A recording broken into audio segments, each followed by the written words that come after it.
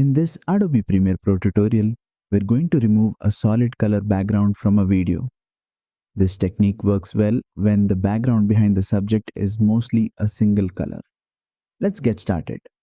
First, place your video clip on the timeline.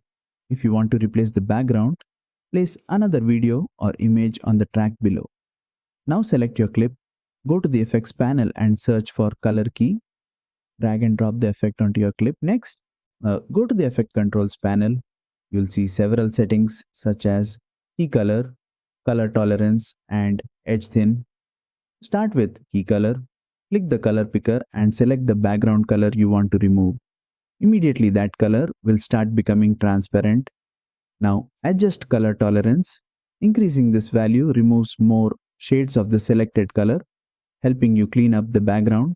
Next, adjust edge thin. Now this helps tighten the edges around the subject so the background removal looks cleaner.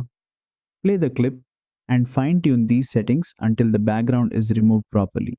This method works best when the background is evenly lit and clearly different from the subject.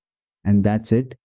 You've successfully removed a solid color background using the color key effect in Adobe Premiere Pro.